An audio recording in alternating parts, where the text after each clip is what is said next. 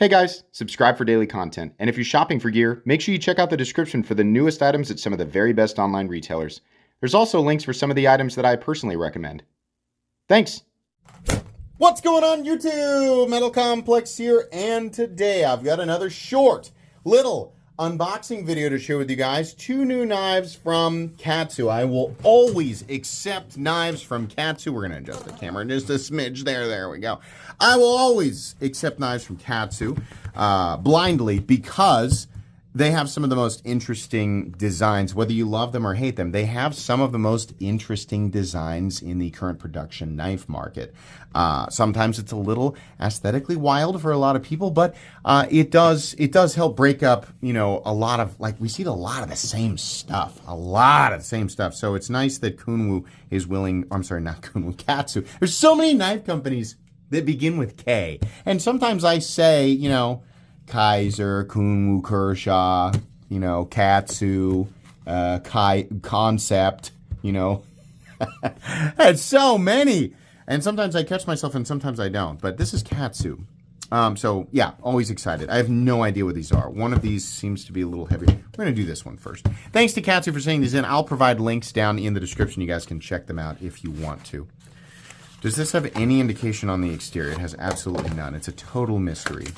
I like that, though. That's what makes the unboxing content fun. I have no idea. You have no idea. Okay, so we have a pouch. Usually that's an indication of... No, there is a pocket clip on this. Okay, well, it's just a way to carry it, I guess. What could you have created, Katsu? What do we have here? Oh, it has a little... It's kind of a little ninja-looking thing. So this looks like, actually, maybe a Katsu budget knife, which is cool. We have, this makes me think of, you know, obviously I don't know historically exactly what this is resembling, but it does make me think of what you would see on the hilt of a ninja weapon.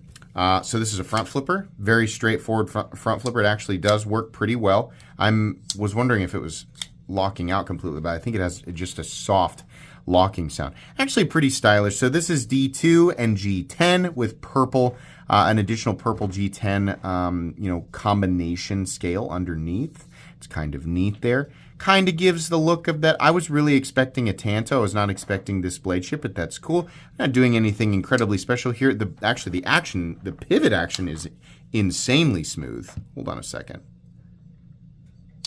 When I say smooth, I mean the total amount of friction that I can feel is very minimal. As how quickly it falls shut is not really what I'm talking about there. The other thing that surprises me about this is how accessible and knocked down the lock bar is. It looked, I thought for sure that's going to be uncomfortable to disengage. And even up close, it looks like it would be sharp. It isn't. It's actually really comfortable. Now the blade does come down and contact your finger no matter how high up you are. It only has one means of deployment, and that is a front flipper, so they need to get that right. And, you know, fortunately, this does work really well. It just doesn't have that. Sometimes I'm looking for that sound, that click of engagement with the lock to be sure that I actually did, you know, deploy it properly. And it doesn't have that clicking sound. Maybe it's getting a little better. Maybe it's breaking in. Yeah, it's doing a little better now. Okay, all right. Just needed a couple of flicks there. Yeah, good quality build. It's rare that I see what I assume is a budget knife from Katsu. Well, this is kind of neat with the layered G10 here.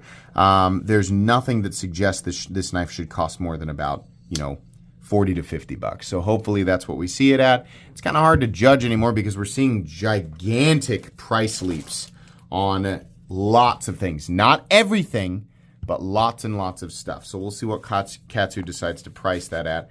This is going to be a more premium one. You can see the difference between the boxes and the packaging here. Is this going to have the hair in it, the fuzz? No? Okay. We have the knife itself. We have the wipey, the thingy, the microfiber cloth. And we have this leather pouch, which you guys have seen many times. I'm not going to unwrap that one. We do have the nicer pouch. Actually, no, the pouch is the same. It's the same. Maybe a slightly different shade of burlap or whatever this is.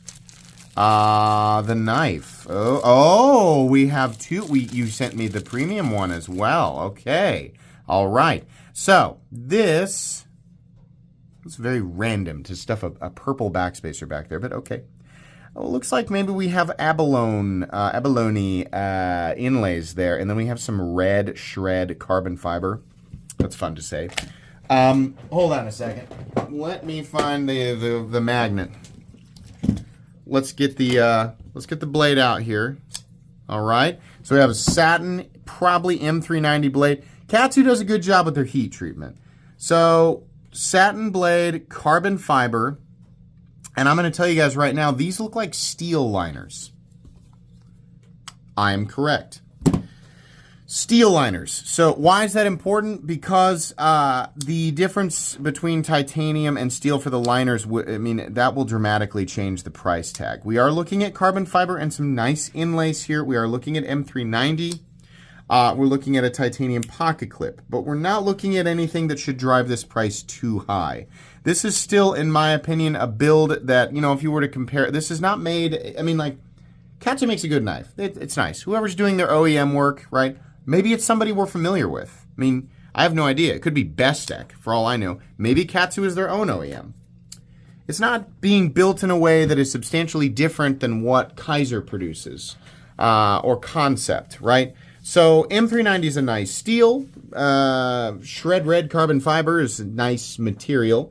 And the abalone inlays are pretty nice too, right? But it's still a steel frame. So this is a knife that really should not come in too far over $150. And I know a lot of people would say, that's not fair, that's not fair. I'd say it's very, very fair, right? If they had titanium liners on this, maybe then you could justify it as a $200 knife. But without the titanium liners, it's much different than it being a full titanium frame, which would definitely bring the price up even higher. But I would say that this, in my opinion, this is the type of thing that should be like between 140 and maybe 170 to be fair, right? So I have no idea. I haven't looked at it yet. By the time you guys are watching this video, I'll obviously have included a link down there and have checked it out. But it might be that, just knowing how Katsu prices this type of stuff, it might be that they have, kind of overshot it a bit. I don't know. I'm just guessing at the moment. What's the overall length? I'll measure and weigh it here. The overall length is coming in at exactly 8 inches, and your blade length is exactly 3.5 with 3.25 inches of cutting edge. The scale is right here. There we go. They're probably not going to be too far different in weight. So D2 version, 4.9 ounces. This version here, M390, 4.6 ounces. I wonder what makes them so much different in terms of weight. This is all steel. This one looks like all steel. Maybe there must be more weight in something. I don't know. That's interesting. Is one milled out for additional weight reduction while the other one isn't? No. Maybe the G10 is just that much heavier than carbon fiber. It does appear to be thicker in the G10 than on the carbon fiber. So maybe there's just a little bit more material there. Otherwise, they look to be the same, with the pocket clip on this guy being stamped steel versus milled titanium on this guy. Okay. That's going to be it today, guys. Somewhat interesting release from Katsu. It's nice to see a budget knife from them every now and then. I will review these knives down the road, but that'll be it today. Please make sure, where's my card, to follow me on Instagram at metal_complex. If you enjoyed this video, leave a like. If you'd like to check out my other content, I do, of course, have lots of videos of knives that are either expensive or inexpensive that I do or don't like, so check those out. And if you enjoy all my content, go ahead and click on that Metal Complex logo right there and subscribe because there's definitely more coming. Thanks again for watching, everybody, and have a great day.